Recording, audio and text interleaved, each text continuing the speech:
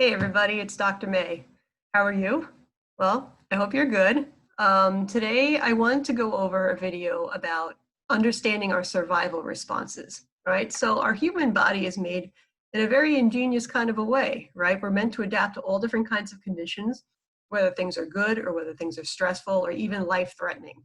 And it's important for us to kind of understand how we're built to survive these things, because when we recognize that we're having different stress reactions, it gives us some clues about, where we're at, and perhaps even a first step to validate ourselves and to figure out what skills we might need next in order to cope better, right? And sometimes we may not even fully understand the responses we're having and might even judge them, right? Which kind of could make it even worse. So I want to talk to you about that today. All right. So I got a shark for a picture because what's more threatening than a shark, right? Being out in the waters. So got to think of what's the sharks in our life, right? Who were the sharks, or what were the dangerous situations we've had to go through, right? And especially early situations we've been through, which felt dangerous or even life-threatening, could kind of get us used to certain survival responses that keep coming up now, right? And so when things trigger us, the old reactions from the past are going to keep coming up, even if it's minor situations, right? So things that may have served us really well then could be coming up all the time now, and we're not even completely sure why, right? So let's understand a little bit more about this. So I was trying to think of the best way to do this, and there's a lot of different diagrams out there and explanations out there, and I wanted to find the one that made the most sense scientifically and also was the most thorough. Okay, so I found this really nice diagram on a Google image search. And so what I'm going to do is I'm going to break it down and go play by play on how this works. Okay, and then at the end I'll show it again and kind of put it all together for you. So basically we're going to talk about the most serious first, right? So the neuroception of life threat. So like what happens with us when our body experiences our life being in danger, right? Then we're going to move, I'm sorry, being actually threatened, like we're going to die. All right, then we're going to move down to the neuroception of danger, which is like, when we feel threatened, but maybe not like we're just about to die. And then in a more safe mode, right? So how do we operate under normal circumstances when things feel okay, right? So we're going to move through it, but end on a high note, okay? So here we go. Okay, so this is, I'll call it response category 1. Okay, so this is more of a life threat, like I said before. So the key word though is perceive, right? So your life might not actually be in danger right now, for example, but there's some part of you that feels like it's in danger. I mean, there might have been a time when you were young when it truly was, but or maybe even sometimes now, but it just has to feel like it is, okay, to trigger this response. Okay, and basically this shutdown type of response happens when you feel like you can't have a mobilized response. This is an immobile response. So it means that you feel like you can't fight, you can't run away, you can't seek safety from another person. And so your body ends up just shutting down. It's almost like an animal playing dead because there's no other options that you have. Okay. So that's why I have a stoplight here. So it's almost like a brake system, like your body is putting on the brakes and trying to preserve energy and in case you're attacked so you don't get hurt. It's kind of like, if I play dead in the woods, that's my only defense against a bear because I can't fight the bear or run away. Okay, so this is basically what's going on. All right, and it's also associated with dissociation and disconnection. So this is not a good state of mind to be relating to people because you're not being wired up at this point for relating. You're really being wired up just to shut down. Okay, and like the guy on the picture on the right, you just kind of freeze up. Like people's coming at him and he's not moving because sometimes in a threat you feel like you can't even move. Okay, so I'm going to break this down though further for you. Okay, so again, there's several components, and by the way, there's been a sale on S's. I'm sorry, F's, a sale on F's. There's lots of F's in this whole thing today. So let's start with 2.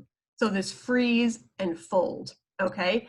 And freeze is when you freeze up in a rigid kind of a way, right? So when you feel like you're contracting and you can't even move because you're stiff, okay? And it's partly what you might do if you're hiding or camouflaging yourself like a deer in the headlights, right?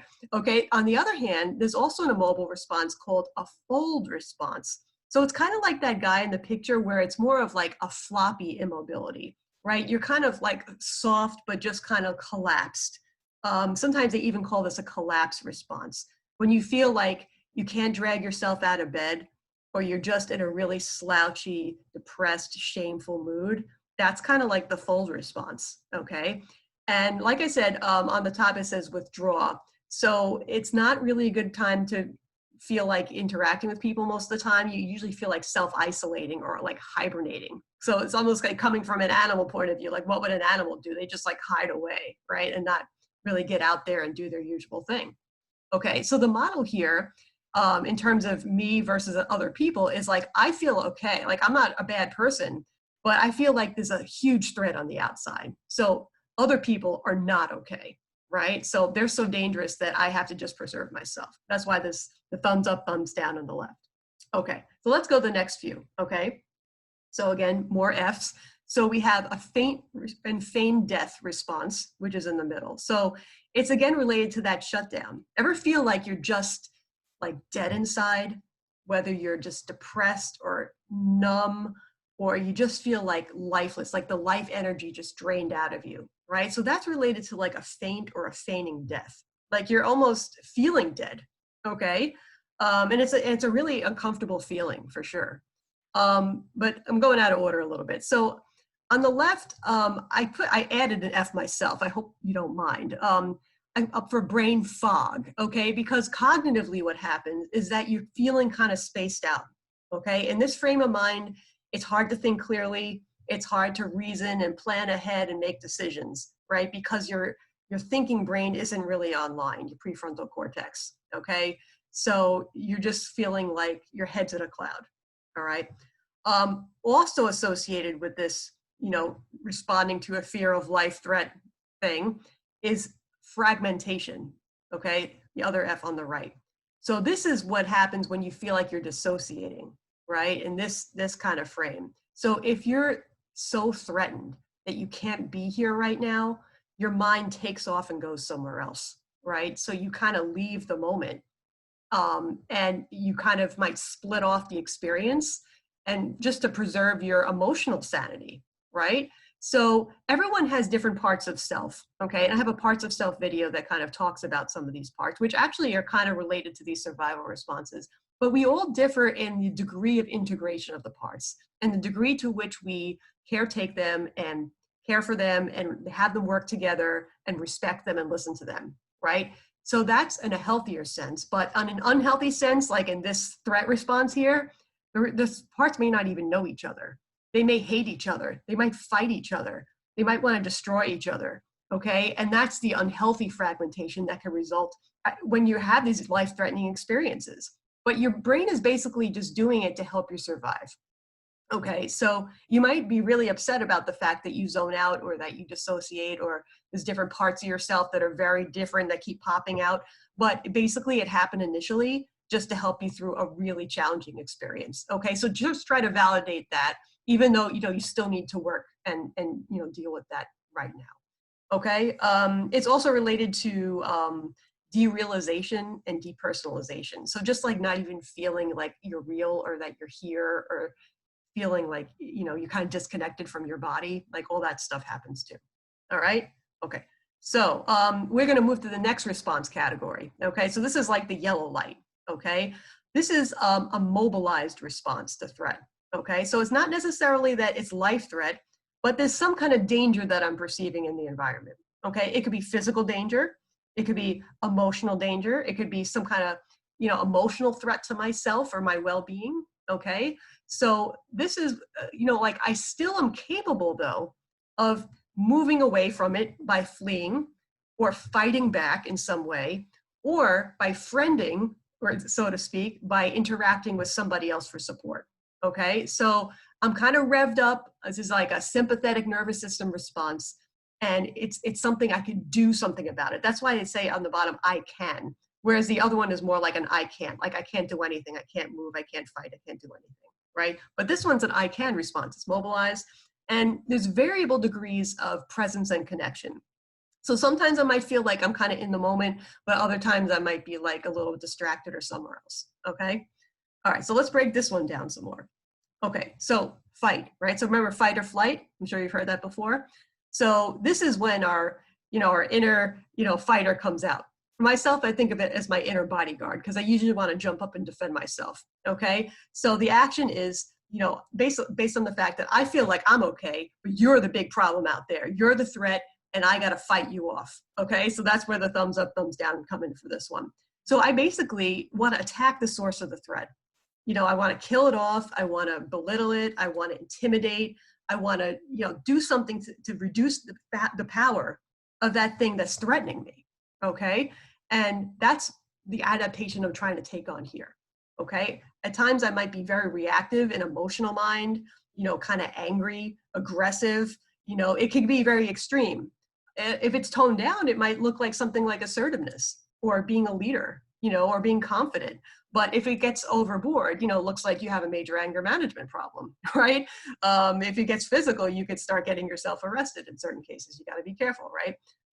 So there's a connection here, right? It's not the same kind of like disconnect like the red zone stuff, right? The immobilized responses, but I'm connecting through the fight because I'm trying to dominate and control somebody, or maybe I'm being intrusive with my aggression, right? So I'm connecting in an aggressive type of way. Okay. And if I'm too much into this fight response, and that's my go-to all the time, I might it's kind of shaping the way people might see me and my personality, right? So this is kind of something where they might see I'm a narcissist, just trying to dominate and be better and greater than everybody, like pushing myself on people. I might seem entitled because I'm trying to get my way and manipulate people. I may be seen as bossy or autocratic or dictatorial, like a dictator, okay? If I'm a little more on the type A side, it might be like I'm trying to control people in a perfectionistic way, like I'm trying to like make them perfect or criticize them because they're not good enough for me. Because if they're not good enough, I see it as threatening in some way, right? I could be bullying a little bit in my interactions, and certainly unempathic, right? I kind of don't really care about their point of view because I'm too, I just want to push them away because they're too threatening to me, right? It feels like I'm making myself vulnerable by trying to put myself in their shoes. So in this emotional mind, it's very hard to do validation. All right. Next, okay, so fight or flight. Sometimes it's called flee. All right, depends on which diagram you're looking at. So in this model, I'm not okay and you're not okay, right? So I'm not feeling so great about myself. I'm feeling like I'm in danger, and I'm feeling like you're kind of a danger too. So not always the best feeling. So I'm trying to mobilize myself by running away from the threat. Okay, so this could be a physical, literal running away and escaping. Other times it could be like a running away in my mind. Okay, so for feelings and thoughts, I could be like ruminating about stuff or obsessively thinking about stuff. Why? Because I'm trying to control it in some way. Or it's easier to think those obsessive thoughts than it is to really think about my vulnerability in this threatening situation. Okay, so as much as you might hate your ruminating thoughts that keep you up at night, in some way they're actually protecting you from feeling a more painful feeling underneath of threat. Okay, interesting, right? Other times you might flight or flee. Sorry, it's a little tongue twister. By like being a workaholic or getting involved in some kind of compulsive or addictive behavior, right? If I keeping busy and I keep it moving, I don't have to settle into the moment and really feel the painful thing, right? It's driven by an anxiety, maybe even a perfectionism. Like if it's just good enough, then I'll be okay. That I won't feel threatened. That I won't feel vulnerable. I might keep striving for achievement, all that kind of stuff. And sometimes, people say things like, I feel like I can't sit still. I feel like I can't relax. Why? Because once you slow down, all the other feelings come up that you're covering up with your activity. Okay, so think about how you fit into it this way. It's not just about walking away or leaving a situation, right? It's about the style of I can't sit still, right? Another version of it is when people constantly are talking, right? You ever know somebody where you get together and they talk 90% of the time? They're just talking, right? Because if they are quiet, it feels vulnerable. Like if they let you in by letting you talk, they feel vulnerable and threatened in some kind of emotional way, right? So just keep talking because it's easier than facing what's beneath it. You see the pattern, right? Okay. Um, okay, so interpersonally, the withdraw part on the bottom there. So this is not really a connecting space. This is more about a running away from, okay? So it's more of avoiding people, maybe ignoring the people that are bothering you, with, micromanaging other people to control them. So you feel like you have a little bit of a grip on the situation, all right? But you're not really in the space to connect per se, all right? All right, next. Okay, so usually we hear about fight, flight, freeze, okay, which we kind of covered already. Now we're going to talk about mobilized responses that have to do with connecting with people, okay? So find, in this case, means that you're looking for somebody for support, okay? You might be doing this at times in a way that comes across as needy or dependent or clingy, okay? Kind of like the guy in the picture there, right? He's kind of hugging the person's leg like a child, right? But sometimes we're so scared that we want to tend and befriend. We want to be with somebody. We want someone to reassure us. We don't want to be away from people. We might be afraid of abandonment and separation. Sound familiar? It's like a reaching toward, right? It's like a child with her arms up, waiting for someone to pick her up. Okay, this is the find response. So here I feel like I'm not okay and you're okay. So you're the one who's going to help me. So I'm turning to you to make me feel better and less threatened. See how that works? Okay, so we're looking to others for comfort, soothing, or protection, right? Hopefully we're finding the right people, because if we do a find response and we're turning to not so safe people, you kind of blow up in our face. You know what I'm saying? So we gotta be careful about who we're trusting. Okay, next is a fawn response. Okay, so this is also an interpersonal style response. This is more about, see that picture of the guy who's kind of collapsed? It's really like you're almost bowing down to people. Okay, so it's a sign of submission. Like if an animal bows down, or like a dog sits, or like, lowers his head like that, it means he's submitting to a more of an alpha dog, right? So I'm feeling like I'm not okay. I'm maybe full of shame. I feel like there's something wrong with me. I'm not good enough. So I'm going to trust you to make things okay for me. And I'm going to try to make things okay with you by being whoever you want me to be, and just being easygoing and sacrificing myself and going along with whatever it is so that you don't hurt me. Okay. So I'm trying to keep myself safe with you by, tiptoeing around things and trying to be good.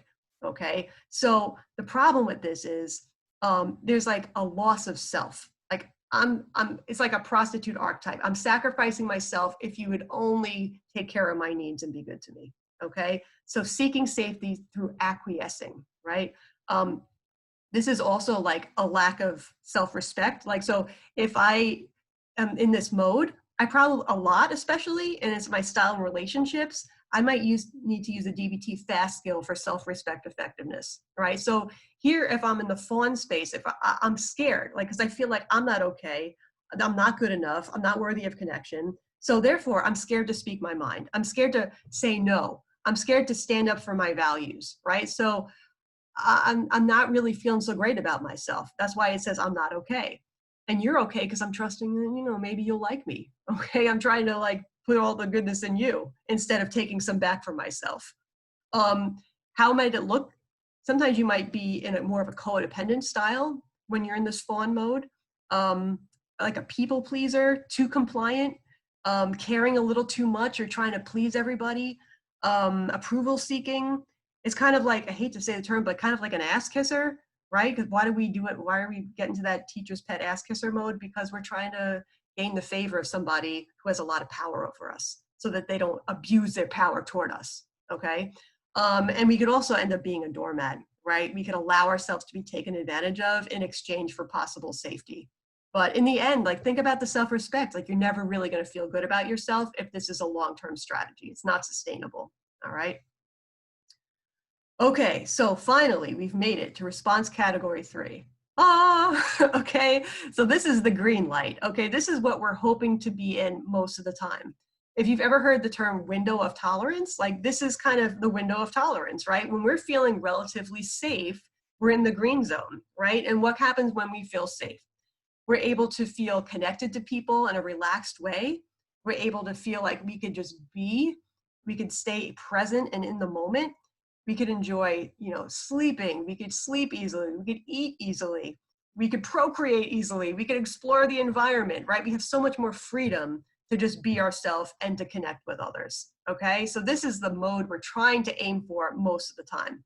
And the more you practice your coping skills, hopefully the more you can stay in this mode more often. And you're not going to be as easily triggered into the other two modes. All right, well, let's go into a little bit more detail about this. All right, it's not as extensive as the other ones, but we still have some more F's for you. Okay, so feel, because you're free to feel your emotions in this one. You're not terrified of them and trying to avoid them by getting busy. You're not dissociating from them.